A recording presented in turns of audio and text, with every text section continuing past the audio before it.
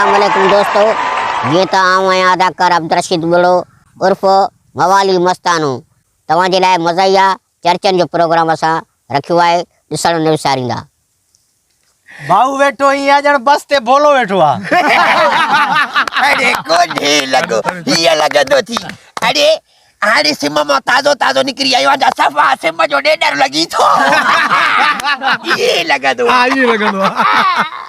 Powder महांगो थी वियो आहे, धूड़ पंहिंजे बूथ खे माटियो थो वठी। वात घट भाड़ हल्का धंधा जी वात में। अरे इहो त पुराणो भोग थो हाणे, नओं हाणे ॿुध, हीअ महांगाई जे ईअं हली न, मूंखे लॻे थो तूं नलके सां भाई खाईंदे। अरे खिलो अरे ॿुध त तूं छो हीअं सॼो हिले थो लुॾे थो, इहो टंकीअ मां हवा भराए आया थी छा? उस्ताद तू भी हेॾो हिले थो छो भला ट्रेन में जाए छा? भली ॻाल्हि आहे, मञींदाऊं, सुठी ॻाल्हि छोरे कई आहे। पर ॿुध, ये कनथी जा पीके जे फिल्म जो कार्टून ठाहियो अथनि। ये नक्कु ॾिसे ॼण टीयर मां टोटो निकितो पियो आहे। अरे इहा ख़बर ई कोन थी टीयर जो टोटो काथे आहे। तोहारो नकु ॾिसो, ये लकड़े खे ओॾई खाई वञे। जुआ अथई छा ॾाॾीअ में हेॾो खाधी? ऊद वार ॾिसे ॼण बाथरूम में माखी वेठी आहे। इहा त पुराणी ॻाल्हि आहे। अरे निभागा सब पुरानी ॻाल्हियूं ॿुध जा। पाण खे लॻेसि त पुराणी आहे। हा ॿुध छपर ॾिसे ॼण कखर जो मानारो आहे।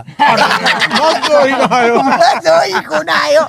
ॿुध, हिन जा भाऊ छपर ॾिसो ॼण कंहिं कार्टून जे बूथ ते लीका कढिया। भाऊ गिटिन में न घुमंदो करे, गिटिन में न घुमंदो करे। सर्किस वारनि जो भोलो विञाई जियो थी मथां खणी वञनी। तूं बि गिटिन में घटि घुमंदो कर, कुता मुहार मुहिम थी हलई। न सम्झाओ छा कुता? हे लॻे ईअं थो ॼण मेसी ट्रैक्टर जे पोयां थिरे।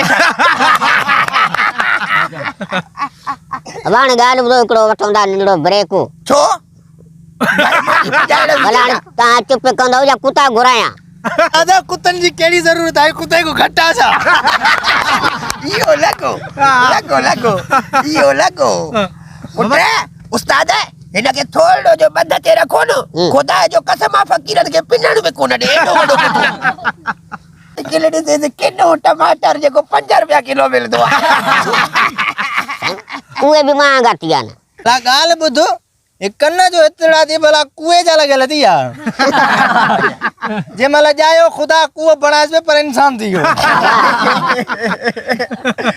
ये छपर इहे था लड़कंदई, इहे था लड़कंदई। जे लड़के दान जहिड़ियूं लड़कंदई।